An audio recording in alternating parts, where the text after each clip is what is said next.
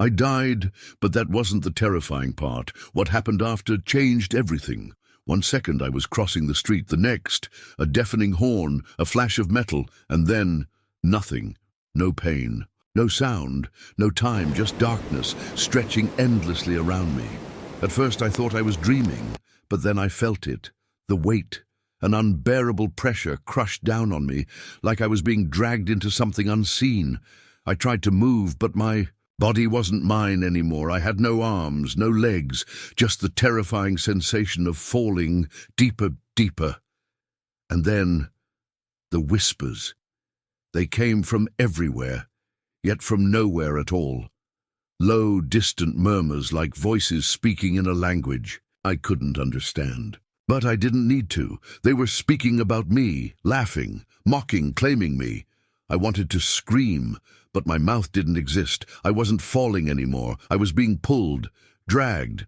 Something unseen, many things clawed at me, pulling me down, deeper into the abyss. And then my hand burned, not a normal pain, not fire, not heat. Something inside my skin was glowing. I looked down, or at least I felt myself looking, and there, in the center of my palm, the lines of my hand blazed with an impossible light. A single letter stood out, sharp and undeniable. An M. The whispers stopped. The pressure vanished, and the darkness screamed. It wasn't a sound. It was something deeper, something raw, a wail of pure hatred. The unseen hands let go of me. The shadows twisted, recoiling. They feared it. They feared the mark. Before I could understand what was happening, a light exploded above me, brighter than 1,000 suns, and from within that light, a voice, not just any voice, a voice that shook. My very existence, a voice that spoke not in words, but in truth itself. You were marked before you were born. The brilliance consumed me, and then everything changed. The light consumed everything. It wasn't just brightness, it was power. A force so immense, so overwhelming, that it felt like the very fabric of existence was bending under its weight. For a moment I couldn't see. I couldn't think. I was just there, floating in the presence of something beyond comprehension. And then I heard it. The screaming, not mine, theirs. The shadows that had been dragging me into the abyss were now writhing, twisting violently, as if the very presence of this light was tearing them apart. The whispering voices turned into shrieks, raw and deafening, like the sound of something ancient being burned out of existence. They weren't just afraid. They were in pain. I felt them retreating, pulling away from me, as if my very presence had become toxic to them. And then I saw it. A figure stepping forward from within the light. At first it was impossible to describe. Not human, not just light, but something greater. Then as my mind struggled to grasp what I was seeing, it began to take shape. Tall, radiant, cloaked in an aura of golden fire, and wings, not delicate, not feathery, massive, powerful, alive. They stretched wide, shimmering as if they were made from the very fabric of the universe itself. I knew without a doubt this was an angel, not from paintings, not from stories. This was real, and its presence was so overwhelming that my very soul felt exposed before it. I tried to speak, but no words came out. Then the angel moved. It didn't walk. It didn't float. It simply was. And with a single motion, it raised its hand. A pulse of pure energy exploded from its being, rushing outward like a shockwave. The shadows let out one final, ear-splitting scream, and then they were gone, erased, destroyed, as if they had never existed. The silence that followed was absolute. Then the angel spoke. But not in words. Its voice echoed inside my very soul. They should not have touched you. I felt those words, felt them sink into every part of me, vibrating through my very existence. But they knew what you are. I swallowed hard, still unable to speak. The angel took another step toward me, its gaze locked onto mine. Show me your hand, it commanded. Without thinking, I raised my palm. The mark was still there, the M, but now it was different. It was glowing, faintly but undeniably, as if something inside me had been activated, something that had been waiting. For this exact moment, the angel looked at it, and for the first time, I saw something in its expression. Recognition. "You were marked before you were born," it said again. "You bear the sign of the chosen." I felt my heart pounding. "What does it mean?" I finally managed to whisper. For a long moment, the angel didn't answer. It simply looked at me, as if deciding how much I was ready to hear. Then slowly, it raised a hand toward me, and the moment its fingertips brushed against my forehead, I saw everything. Visions flooded my mind. Cities burning, the sky turning red, thousands, millions of people marked just like me. Some were hiding, afraid of something unseen. Others were standing, fighting against an invisible enemy. And then I saw something. It was a book, ancient, covered in symbols I didn't recognize. But as my gaze fell upon it, the words became clear. And I understood. Ezekiel 9:4. "Go through the city and put a mark on the foreheads of those who grieve and lament over all the detestable things that are done in it." But this wasn't the whole truth. The vision shifted. The book's pages flipped rapidly, as if unseen hands were revealing something long forgotten, and then I saw it. A passage, one that had been erased from history, one that spoke not of foreheads, but of hands. "For those marked not upon their brows, but upon their hands, shall walk the earth unseen, protected by the light, until the day of reckoning arrives." My breath caught in my throat. This wasn't just a birthmark. It was a sign, a prophecy. And for the first time I understood why the shadows had been after me. I wasn't supposed to know this. I wasn't supposed to remember. I turned back to the angel, my entire being trembling. "What am I?" I asked. The angel's gaze didn't waver. "A survivor," it said, "but survival is not enough." It took another step closer, its presence enveloping me like warmth and fire all at once. "You must awaken," it said, "because the ones who bear this mark are being hunted." The last word echoed around me, shaking reality itself, and before I could ask another question, everything exploded into light. The light was blinding. For a moment, I felt weightless, suspended in an endless void of golden fire. The angel's presence surrounded me like a living force, and in its grasp I was nothing, but I was everything. Then the visions began, not images, not memories, something more. A flood of knowledge poured into my mind, as if the very essence of the universe had been unlocked inside me. I saw millions of people across different times and places. All of them had the mark. Some were kings, warriors, prophets, leaders who shaped history. Others were commoners, unknown and forgotten, yet their presence carried the same weight, the same importance. And then I saw something else. Those who had the mark were being watched. Some were hunted, some were silenced, some were erased. The vision shifted. I saw an ancient city, stone walls, golden temples, a civilization long lost to time. People walked its streets, unaware of the darkness lurking beneath them, and then I saw him, a man draped in robes, his face obscured by the glow surrounding him. He held a staff, its tip burning with an ethereal light. He walked through the city, marking the foreheads of certain people. Each time he did, their expressions changed. Some wept in relief, others trembled in fear. And then the city burned. Flames erupted from the skies, consuming buildings, swallowing entire streets, and in the midst of the destruction I saw them, figures with glowing marks on their hands, not their foreheads. They walked through the fire untouched, the flames twisted around them, unable to consume them, as if they were shielded by something unseen. Then the vision shattered. I gasped, my mind reeling as I stumbled backward. I was back in the presence of the angel, my body trembling with the weight of what I had just seen. "You understand now?" the angel said. I shook my head. "No, I don't. What was that? What did I just see?"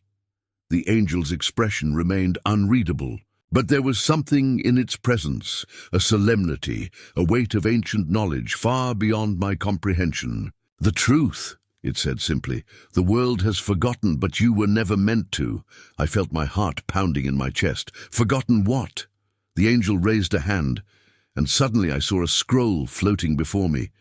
It was ancient, older than anything I had ever seen.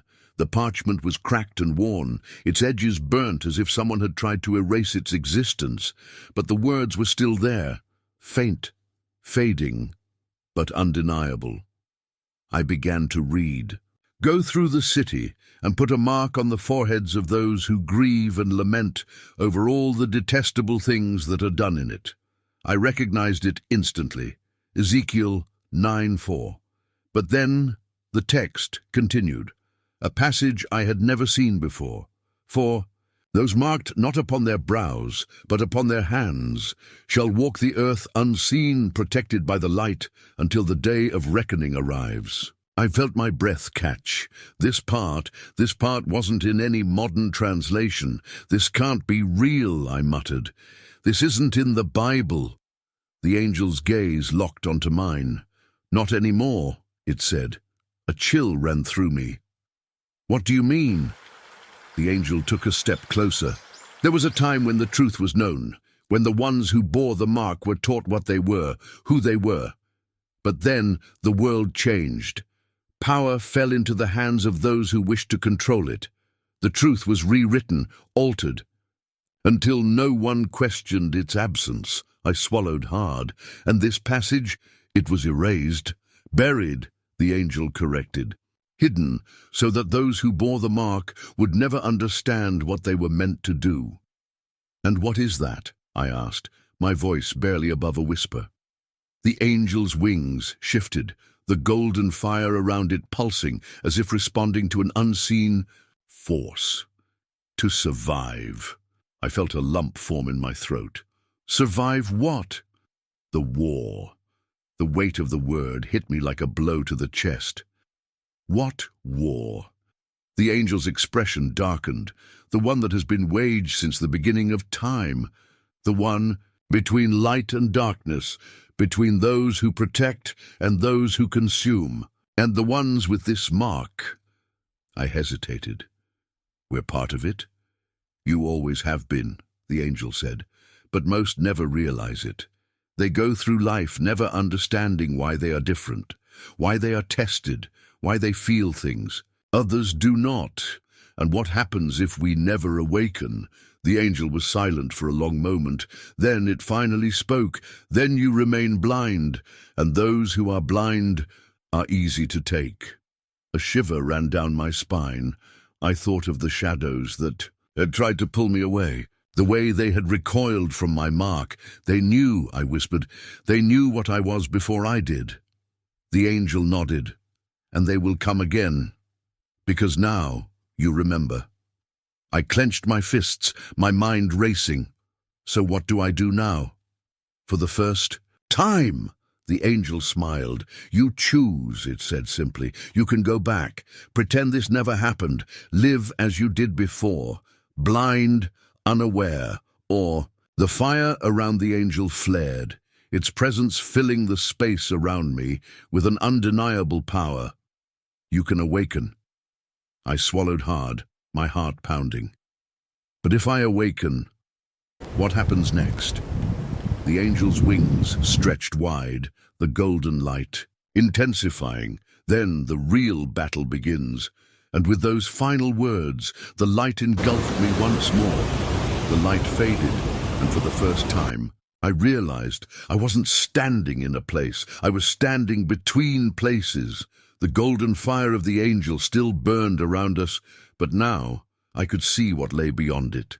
Darkness, not just shadows, something deeper, something alive. It pulsed, shifting, watching. And for the first time, I understood. This war It had always been here. I had just never seen it. I turned to the angel. "You said we are part of this war," I murmured. "But what does that mean?" The angel studied me for a long moment. Then it raised its hand, and the golden flames around us surged higher. "You have seen how they react to your mark," it said. "Why do you think that is?" I swallowed hard, remembering the way the shadows had recoiled when my palm had begun to glow. "Because they fear it," I answered. "No," the angel corrected. "Because they recognize it." A cold realization settled over me. "Recognize it?" I repeated. "From what?" The angel's gaze didn't waver. "From a time before this one, from a time before you were even born." I felt my breath catch. "What are you saying?" "That this mark was not given to you at birth. It was given to you before you ever entered this world." The words hit me like a thunderclap. "But why?" I whispered. The angel extended its hand, and suddenly I saw them.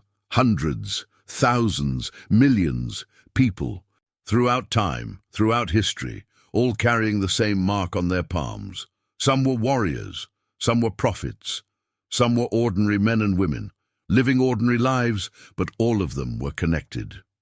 "They have always been among you." The angel said, "Those who carry the mark were placed here for a reason, to resist, to withstand, to awaken." The vision shifted. I saw some of them thriving, leaders, visionaries, people who radiated strength and light. But then I saw the others, those who were broken, lost, destroyed. I watched as some of them were silenced before they could ever realize what they were. Some were manipulated, tricked into believing they were nothing. Some were led astray, their potential wasted, their power turned against them. "This is the enemy's greatest weapon," the angel said. "Not destruction, not death, but blindness, confusion, doubt. If they can make you forget who you are." It turned to me, its golden eyes burning into mine. "They win." A chill ran down my spine. "And those who do awaken?" I asked. The angel raised its hand again, and another vision appeared. I saw men and women standing against the darkness, their hands glowing, their eyes burning with a light that could not be extinguished. They weren't just fighting, they were winning. "This is why they fear you," the angel said, "because those who awaken cannot be controlled, they cannot be manipulated, they cannot be used." And that, the angel's voice deepened, taking on a gravity that shook my very soul, "is why they will do anything to stop you from remembering." I clenched my fists. "But how? How do they stop us?" The angel's gaze darkened. "Look around you," it said. "Look at the world." I did, and for the first time I truly saw it. I saw a world where people were distracted, divided, filled with fear and doubt, where those who questioned were ridiculed, where those who saw were silenced. I saw a world where those with the mark were kept asleep, made to feel small, made to feel powerless, and I realized it was never about killing us. It was about keeping us blind. "They do not need to destroy you," the angel said. "They only need to make you forget." I felt my heart pounding. "But I haven't forgotten," I said. "No," the angel agreed. "You have not. But now that you remember," the golden fire around us pulsed. "They will come for you." The words sent a chill through my entire being. "They," I whispered, "the ones who serve the darkness, the ones who have always worked to keep the marked ones from fulfilling their purpose." The angel stepped closer. "And now you have a choice." I swallowed hard. "What choice?" The angel's wings spread wide. "To continue as you were, to pretend this never happened, to live your life unaware, unchallenged." It paused. "Or to awaken." I exhaled shakily. "And if I awaken?" The angel's presence intensified, the golden fire burning higher. "Then you must be prepared, because once you awaken, you can never go back. The war is real, the enemy is real, and now they know you see them." The weight of the words crushed down on me.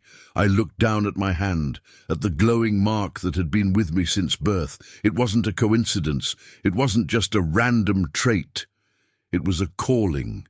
And for the first time in my life, I understood what it meant. I had been chosen, not to be a victim, not to be hunted, but to stand.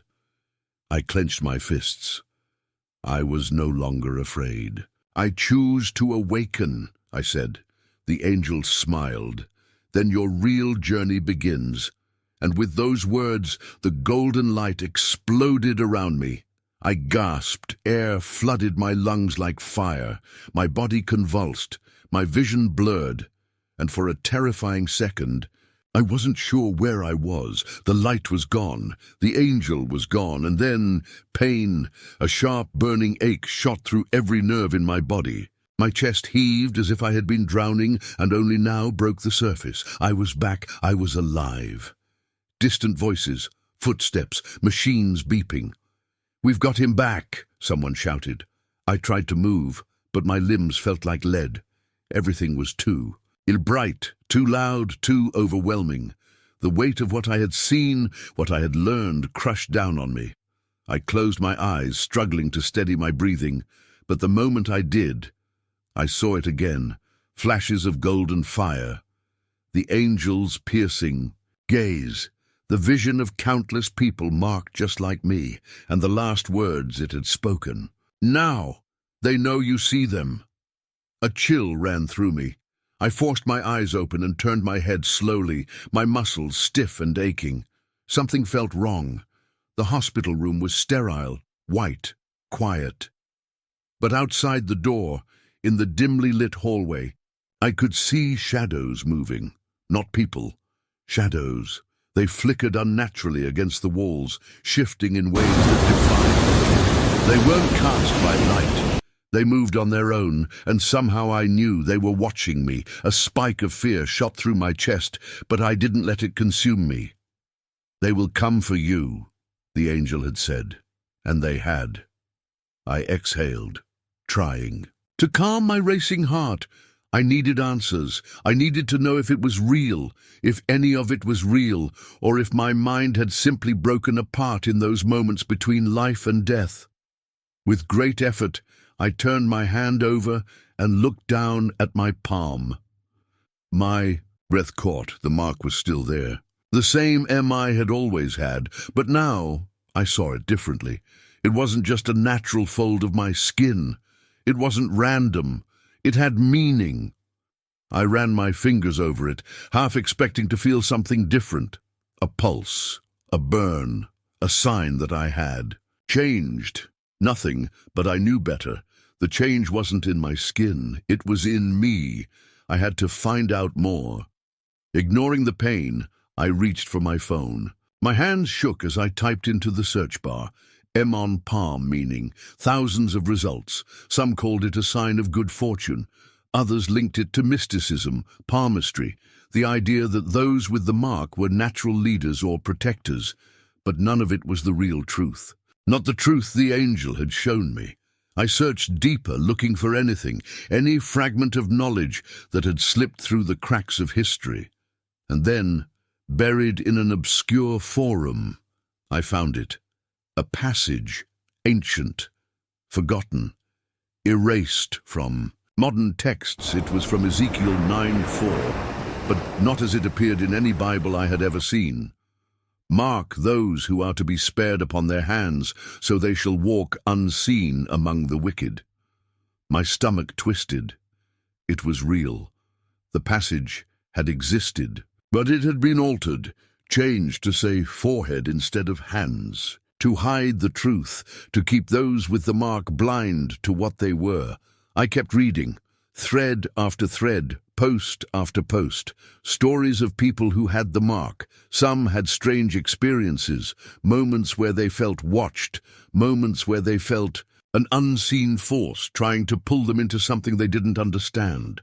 Some had dreams of figures in light and shadow. Some had disappeared. The realization hit me like ice in my veins. They will come for you. This had never been about luck, about palmistry, about superstition. This was ancient, spiritual, and now that I had seen the truth, I was a target. I set my phone down, my hands trembling. A presence loomed in the room, not physical, but undeniable. I turned my head slowly toward the door. The shadows were still there, still watching, waiting. But now, I wasn't afraid, because for the first time, I understood. I had a choice: to pretend I had never seen the truth and go back to my old life, or to accept what I was, what I had always been, one of the marked. I curled my fingers into a fist, my mark burning against my palm. I had been given this sign for a reason, and I wasn't going to ignore it. I took a slow, steady breath and whispered to the darkness, "I see you now," and somewhere deep within the shadows, something moved.